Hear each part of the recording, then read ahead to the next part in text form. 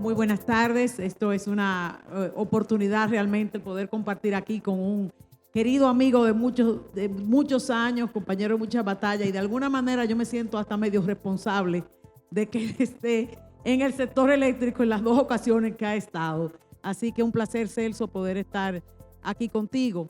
Y este tema que nos ponen hoy, yo creo que es el gran reto que nosotros tenemos. Ya el ministro de Energía nos hablaba de lo mucho que hemos logrado. O sea, esta reforma en todos estos años, o sea, ha más que duplicado la generación de energía. Tenemos realmente una diversificación de la matriz, que era un logro que uno lo veía como lejano en el año 2000. Ahora seguimos enfrentando el mismo problema cultural de no pago de la energía. Y este es el gran reto que yo sé que tú tienes y al que estás dedicando muchísimo esfuerzo. ¿Cómo vamos a poder vencer esta cultura de no pago, de que la gente entienda? Porque es doble. La gente no paga y si no paga, consume más también. Entonces, ¿cómo vencer eso, Celso? Bien, en el 2019 se daba solamente el 89% de la energía que se demandaba en el sector eléctrico. Hoy se da el 98%, incluyendo a los que no pagan. Ese es el gran reto. Aquí hay una parte de la población que cumple fielmente con su pago de factura. Sin embargo, hay otra en todos los estratos sociales donde entienden que la electricidad es un bien divino que no se paga. Y realmente eso no es así. Pero ese no es solo el gran reto de las empresas distribuidoras. El gran reto está en que nosotros no tenemos margen de beneficio. O sea, a todos los que están aquí, yo no tengo que decirles lo que es eso. Hoy las distribuidoras podrían cobrar el 100% y sin embargo no serían rentables, porque nosotros compramos a 15 centavos y medio el kilovatio y lo vendemos a 16. Yo quiero saber cuál empresa subsiste de esa forma. Entonces, realmente los cambios que se han hecho en los últimos años, cambios que no se aprecian, porque aquí hay dos formas de manejar el sistema.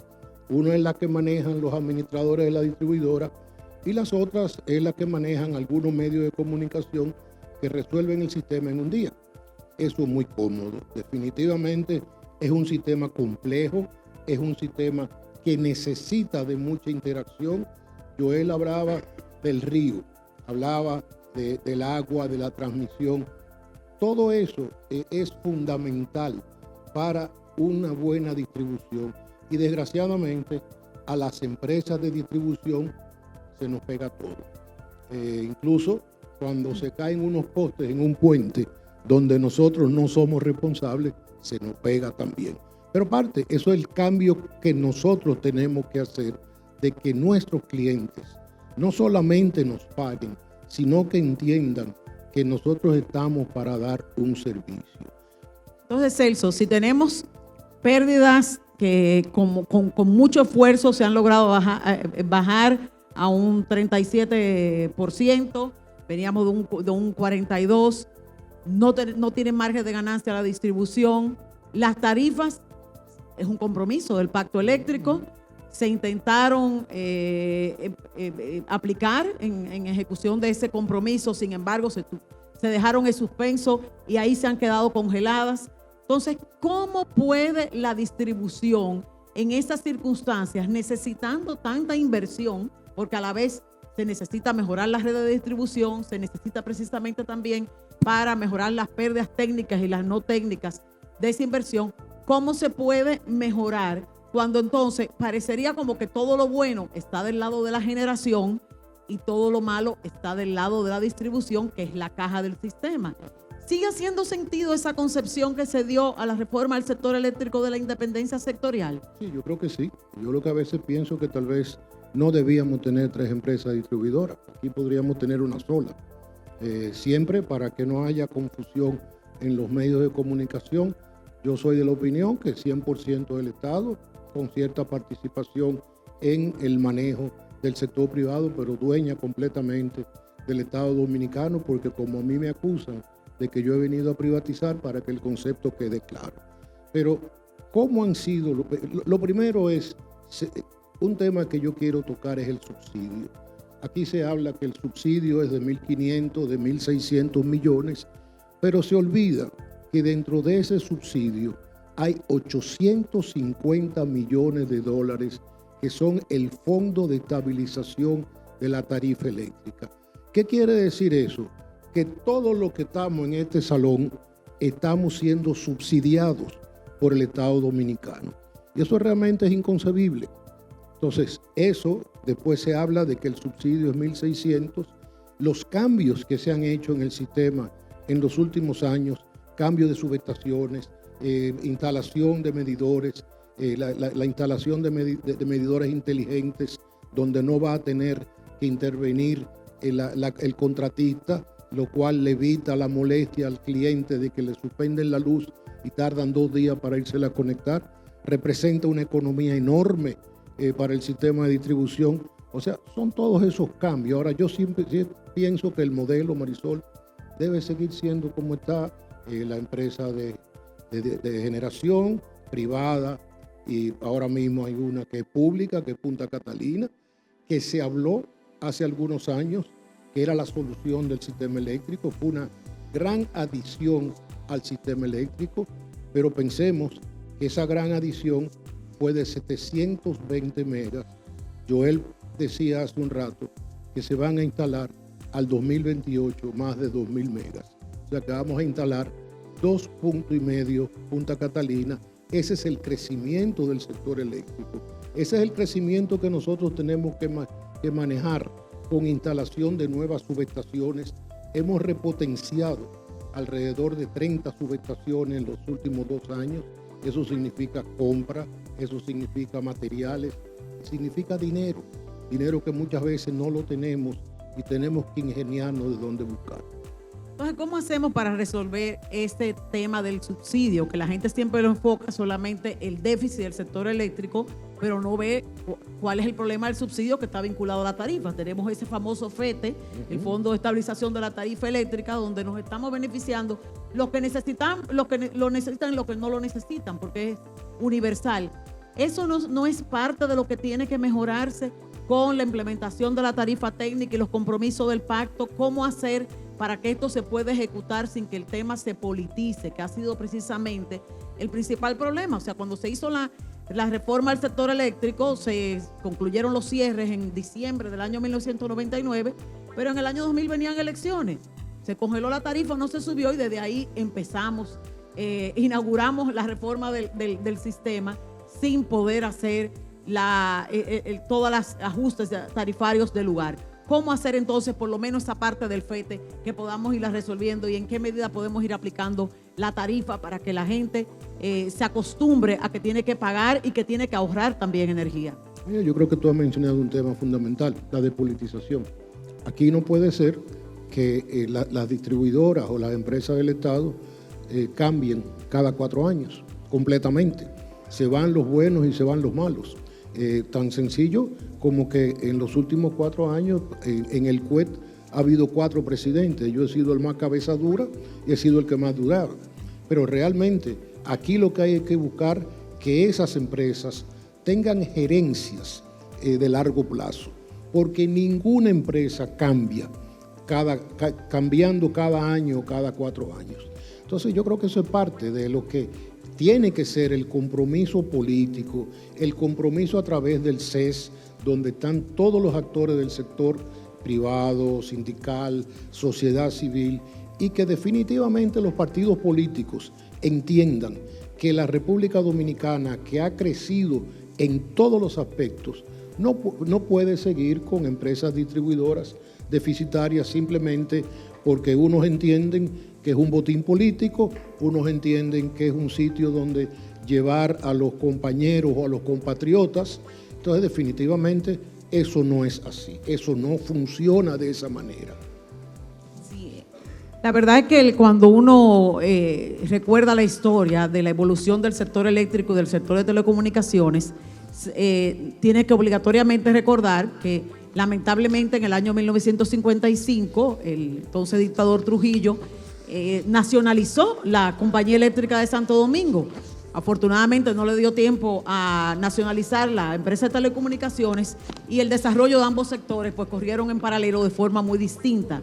Y viene precisamente ese problema, de ahí viene porque todo el mundo paga el celular, aún con tarifas muchas veces que por los sistemas de prepago, de tarjetas que son muy altos, pero y nadie vive hoy en día sin celular, es más, tienen hasta más de un celular. Entonces, ¿cómo poder replicar esa situación que existe en el sector de telecomunicaciones en un país donde todo el mundo está bastante bien comunicado? En el sector eléctrico, ¿cómo hacer? Hemos hablado de medidores inteligentes, hemos hablado de tarifas diferenciadas, hemos hablado de energía prepagada. ¿Cómo hacer, naturalmente, en un panorama como el que te ha tocado a ti, con pocas posibilidades de contar con recursos para inversión? Porque sabemos que parte del problema también es ese.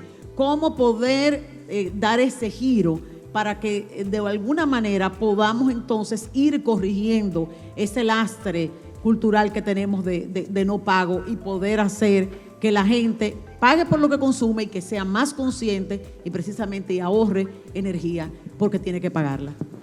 Yo creo que en el asunto del no pago hay que dar ejemplos. Cuando uno detecte, sobre todo vamos a empezar por el gran consumidor. Encontramos empresas, hoteles, encontramos el otro día un centro de cómputos en Barahona de bitcoins, que el centro de cómputo era más grande que el de la Junta Central Electoral. Todo eso directo. O sea, lo que nosotros hemos encontrado en el último año, hoteles, ustedes me lo pueden mencionar. Entonces, aquí hay que dar ejemplos fuertes, duros, que la gente le coja temor a robarse la energía. En los grandes, en los medianos y en los pequeños también. Hay que ampliar el bono luz. Nosotros tenemos ahora mismo alrededor de 428,000 clientes en bono luz. Debemos de llevar el bono luz a 900,000 clientes. Y todo eso, y que el gobierno paga su energía, que eso era algo que no se veía en años anteriores. Se ponía un presupuesto que no se cumplía. Solamente nos faltan ahora algunos ayuntamientos, o casi todos, y algunos de los coraaguas que no nos pagan. Hay que lograr, y ese es un reto que Joel y yo nos hemos puesto, de que en un año esos que quedan, que no pagan la energía, porque eso a cuenta de relajo nos significa unos 100 millones de dólares al año. Entonces uno va sumando y sumando, y uno termina diciendo, pero es verdad que las distribuidoras no son tan malas, pero nosotros necesitamos acercarnos al cliente, que el cliente nos vea de forma amigable, que el cliente entienda que nosotros no somos su enemigo, todo lo contrario, que la función nuestra es servir electricidad con eficiencia. Y a pesar de que aquí se habla de que hay grandes apagones, yo a veces me pregunto, ¿dónde que están los grandes apagones? Si nosotros estamos entregando el 98% de la demanda a los que pagan y a los que no pagan. Aquí en el 2019 había diferencias entre los circuitos de 24 horas y los circuitos que no pagaban la electricidad. Hoy no existe esa diferencia, lo cual implica un sacrificio, un esfuerzo mucho mayor de la distribuidora, porque después que usted se acostumbra a tener luz gratis, qué difícil es poner un medidor en esos sentidos. Pero las distribuidoras van caminando bien. Nosotros tenemos el reto de que al 2027 las pérdidas de las distribuidoras estarán en un 28%. Bueno, eso es un punto importantísimo, que ojalá podamos lograrlo, y qué bueno que tú trajiste ese tema también de lo que se habla, se denuncian apagones, porque a veces la gente tiene la memoria corta, y cuando nosotros hablamos que en palabras bonitas se hablaba en el sector de gestión de la demanda, que no era más que los apagones que estaban programados porque se sabían para perder menos energía, y a pesar de que hubiese la generación suficiente en el sistema. Y si hoy en día estamos abasteciendo en un 98%, y en gran medida eso es parte de lo que pasó. O sea, inyectamos más energía en el sistema, entró Punta Catalina, pero la generación no resuelve el problema si seguimos teniendo. Vino la pandemia, hubo mayor, digamos, que concesión, todo el mundo necesitaba, estando en casa, tener energía, y entonces la gente se malacostumbró. ¿Cómo acostumbrar a esa gente ahora a que tiene que pagar la energía? Tiene que ser con un sistema de consecuencias, tiene que ser necesariamente con una continuidad de Estado, porque si no hay una continuidad en esas empresas de distribución, y lo siento por ti, Celso, porque sé que eso afecta a tu salud, quedarte más tiempo, pero necesitamos esa continuidad. Y también necesitamos asumir algo. Uno de los mitos que nosotros tenemos que desmontar en el sector eléctrico es que la tarifa en la República Dominicana es más cara que en otras partes del mundo. En el año 2008 a mí me tocó coordinar un esfuerzo del CONEP, era la presidenta de la Comisión de Energía, y trajimos un consultor internacional, y ese fue el primer mito que desmontó. La gente no lo entendía. Yo quisiera que tú me hablaras entonces de cómo se compara nuestra tarifa con respecto a otros países de la región. Mira, esa pregunta es muy buena, porque cuando yo lo digo, los medios de comunicación me vuelan arriba. Y definitivamente no es cierto que la República Dominicana tenga la tarifa más alta. Si ustedes nos comparamos con Puerto Rico, nos comparamos con El Salvador, nos comparamos con Guatemala, Nicaragua, y los de ellos son tarifas más altas. Ahora, si nos comparamos con Brasil o con Argentina, sí, definitivamente, pero son países que tienen, y el mismo México, que tienen recursos hidráulicos que nosotros no tenemos. O sea que realmente eso es un mito, y es un mito tan grande que se desmonta con el monto que se paga con el FETE, que son 850 millones de dólares al año. Entonces, eso hay que desmontarlo. También hay que desmontar que el sistema es ineficiente. Yo voy a dar algunos datos. Nosotros en el último año y los meses que tiene este año, hemos trabajado 28 subestaciones con un costo de 2.113 millones de pesos, beneficiando 902.000 usuarios. En el año 2025 vamos a trabajar 37 subestaciones, beneficiando a 1.704.806 usuarios. Todos sabemos que en el verano las subestaciones están por encima de su capacidad. Este año el cambio es radical con relación al año 2024, pero en el 2026 solamente quedarán 7 subestaciones por encima de su capacidad. Si eso no es cambiar el sistema de distribución, díganme qué es lo que hay que hacer. El año pasado nosotros instalamos 575.000 medidores. Díganme si eso no es cambiar el sistema de distribución. Tenemos financiamiento de los organismos multilaterales para cambiar las redes, para poner los contadores inteligentes, para hacer cambios que en 3 años nosotros vamos a ver la gran diferencia, y llegar ya a un 28 de pérdidas ya será un cambio donde el gobierno va a tener que subsidiar muchísimo menos las empresas de distribución. Qué bueno. Bueno, pues muchísimas gracias. Qué bueno haber contado con Celso Marrancini para que nos dé esta exposición sobre el estado de la distribución en nuestro país. Definitivamente que es un mito lo de las tarifas que sean más altas en el país. Ahora, lo que sí es una realidad es que hay gente que está trabajando muy duramente para que este sistema mejore y para que la distribución pues mejore sus pérdidas y sea más eficiente. Así que muchas gracias a Celso Marrancini por todo su esfuerzo. Gracias, Marisol. Gracias, Patricia.